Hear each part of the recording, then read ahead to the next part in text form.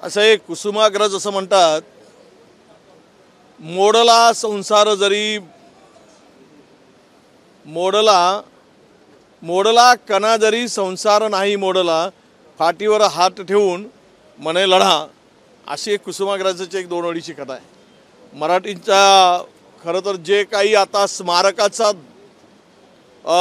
मतं मिळवण्यासाठी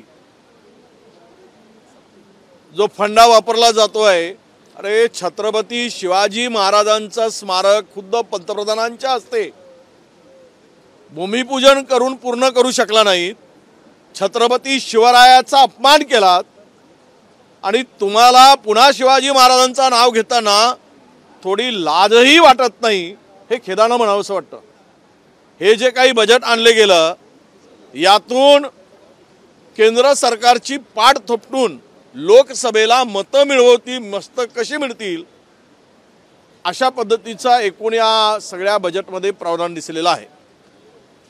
आपण सगळ्यांनी बघितलं तर या बजेटमध्ये बेरोजगारी दूर करायसाठी पुढचा अंतरिम जरी असला तर त्यामध्ये कुठेही काही ठोस अशी तरतूद नाही की या राज्यातील देशातील बेरोजगारी वाढवणच लागली, पण राज्यातले उद्योग जे आता परराज्यात चाललेत, मोठ्या प्रमाणात उद्योगांची पळवापळवी चालली, सरास घेऊन जात आहेत, रोजगार हिरावला जातो आहे।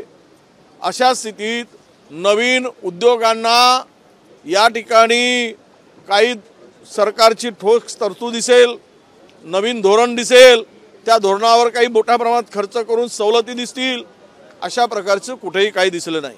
महाराष्ट्र हे शेतकऱ्यांच्या आत्महत्येसाठी एक देशातील सर्वाधिक शेतकऱ्यांच्या आत्महत्या महाराष्ट्रात होता आणि यामध्ये कुठे दिसतो आहे शेतकरी?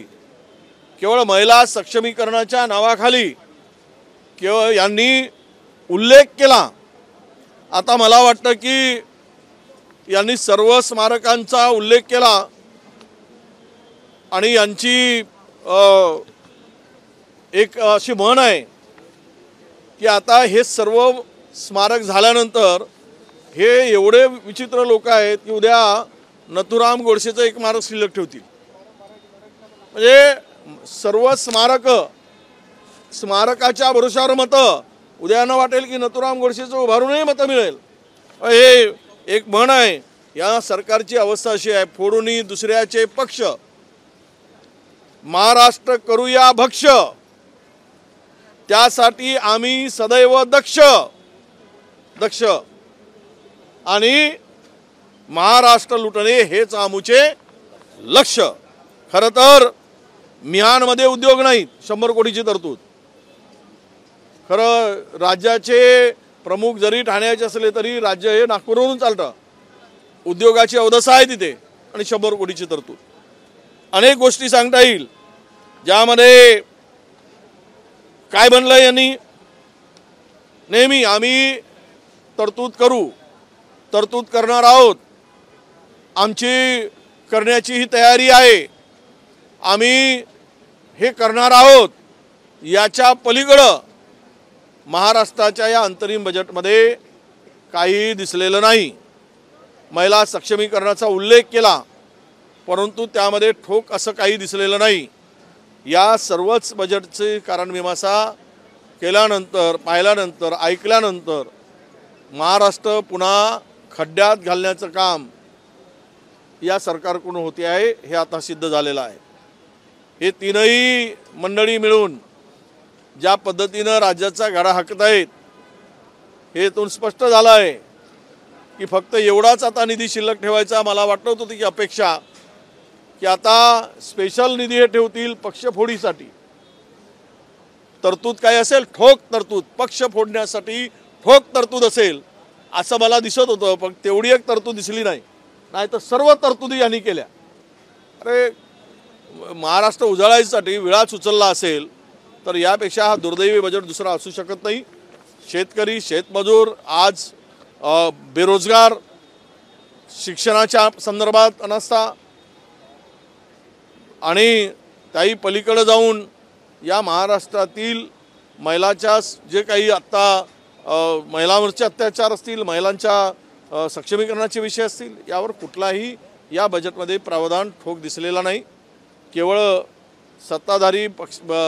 सत्ताधाऱ्यांनी स्वतःची पाठ थोपटून घेण्यासाठी फक्त स्मारक आणि स्मारकासाठी निधी हेच यांचा उद्देश आहे आणि त्यातून मतं मिळवणं, याच्या पलीकडे महाराष्ट्राच्या ढासळत्या स्थितीतून महाराष्ट्र उभा करणं हे कुठेही या बजेटमध्ये नाही।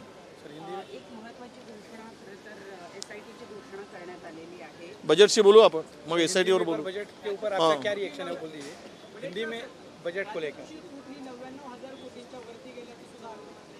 नाही, कर्जबाजारीच झालंय राज्य। आज राज्यावरचं कर्ज ज्या पद्धतीनं कर्ज काढून घर चालवत आहेत, मिळकतीच्या भरोशावर नाही। म्हणजे आम्ही उभं करून ठेवलं राज्य, आम्ही राज्याला आर्थिक सुस्थितीत आणलं होतं, परत त्या राज्याला पुन्हा खड्ड्यात घालण्याचं काम सुरू झालेलं आहे।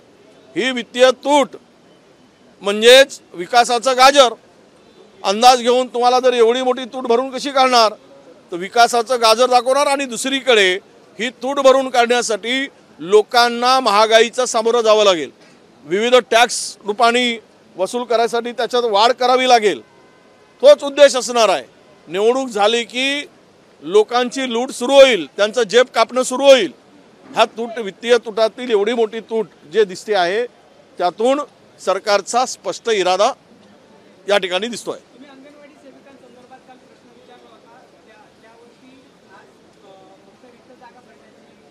हो, मी तेच काल प्रश्न विचारला होता। आशा वर्कर आणि गटप्रवर्तक हे जवळपास 82,000 आहेत।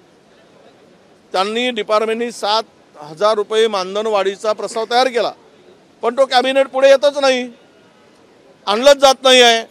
यांची इच्छाशक्ती नाही सरकारची, मुख्यमंत्र्यांची दोन उपमुख्यमंत्री आणि एक मुख्यमंत्र्यांची।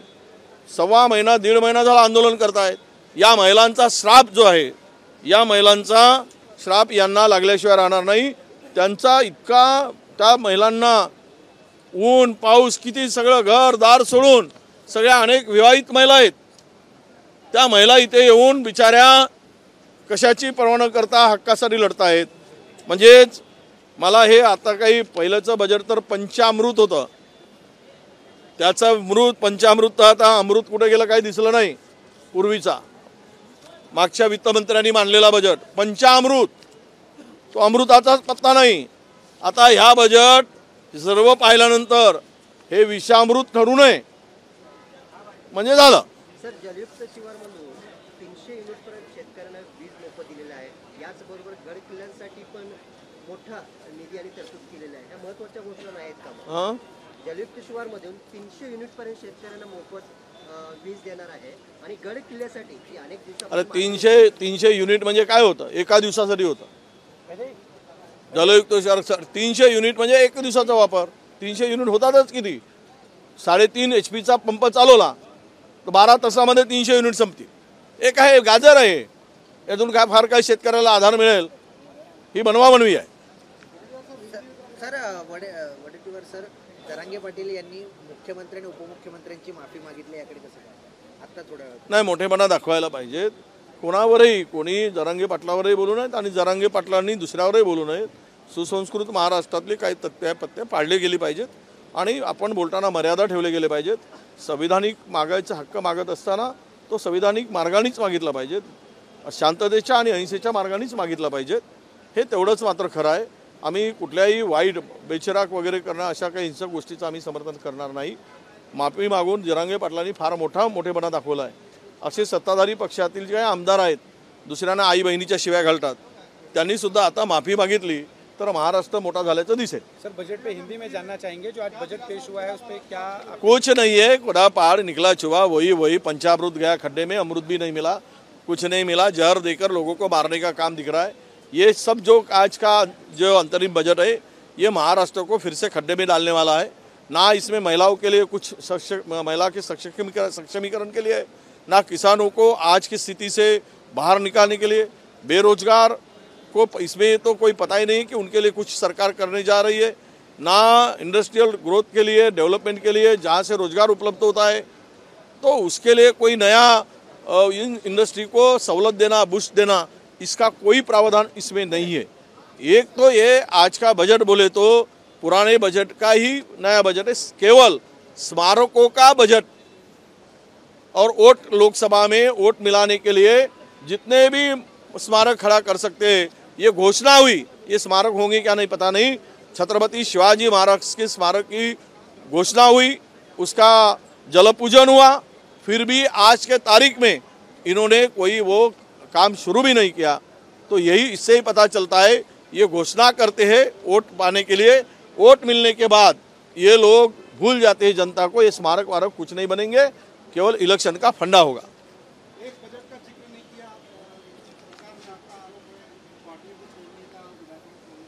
नहीं, अभी तो पूरा ये बजट स्मारक बनाने का बजट, ये बजट में जो प्रावधान किया है, हमने सरकार से कहा कि ये भी एक तरतूद कर दो, पार्टी फोड़ने के लिए विशेष ठोक तरतूद, ये भी बजट में होना दिखना चाहिए। ऐसा मुझे लगता है कि ये एक इतना ही कमी दिखी, बाकी सब गोल मटोल दिखा।